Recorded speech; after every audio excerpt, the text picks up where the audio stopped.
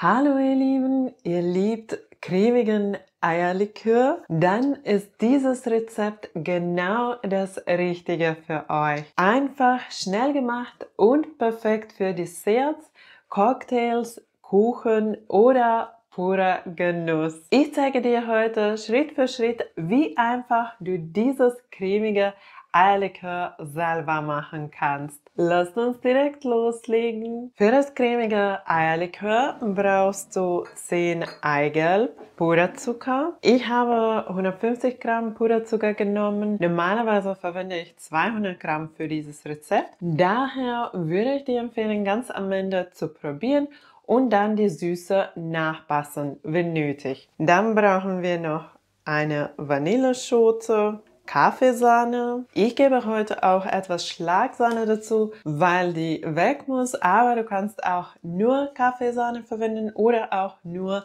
Schlagsahne verwenden. Und dann brauchen wir auch noch das Alkohol. Ich verwende heute weißen Rum, aber du könntest auch Wodka oder Korn anstatt nehmen. Und eine kleine Prise Salz, so dass wir die Süße ausbalancieren können. Erst schneidest du die Vanilleschote an und kratzt das Vanillemark daraus. Und dann geben wir das Vanillemark zum Eigelb.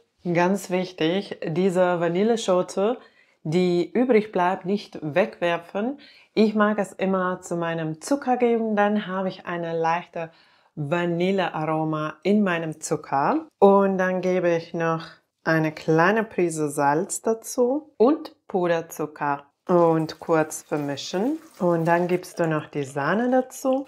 Und als letztes noch das Rum. Und dann nochmal kurz alles gut vermischen. Und wir stellen den Schüssel jetzt auf Wasserbad und es wird erhitzt, bis es 70 Grad erreicht hat. So werden alle Keime abgetötet und das Likör bleibt länger haltbar. Beim Erhitzen ist es wichtig, die Masse ständig zu rühren, so dass sie gleichmäßig erhitzt wird und dass das Eigelb nicht stockt. Und dann nimmst du das Likör vom Wasserbad und jetzt ist es wichtig zu probieren, weil, wie gesagt, es kann sein, dass es für dich nicht süß genug ist. Und an dieser Stelle kannst du wunderbar die Süße anpassen.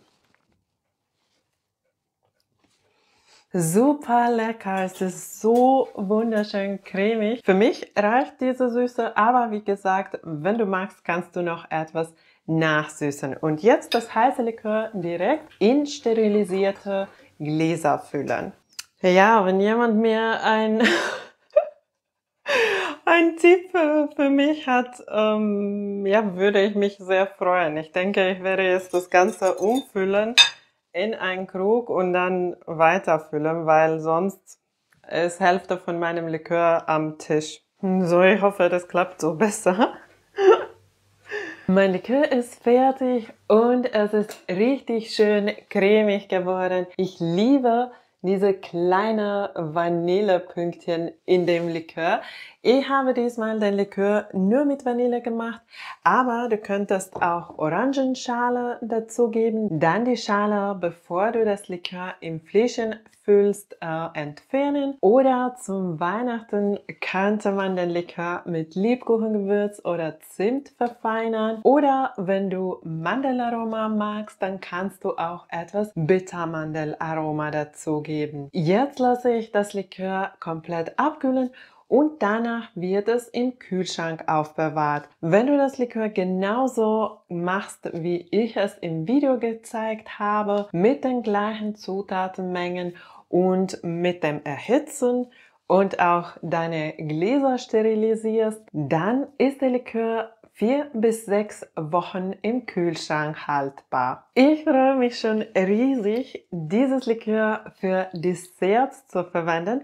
Ich hatte so eine ganz einfache Idee zum Ostern für einen richtig einfachen Dessert. Du nimmst etwas Eis, gibst Früchte oder Beeren dazu und als Soße verwenden wir dieses cremige Eierlikör. Ich liebe den Eierlikör eigentlich einfach so pur genießen und auch für solche Desserts. Ich würde mich aber richtig freuen, wenn du mir in die Kommentare teilst, wofür du das Eierlikör am liebsten verwendest, weil ich einfach mehr Inspiration brauche und Ideen brauche, wofür ich den Eierlikör noch verwenden könnte.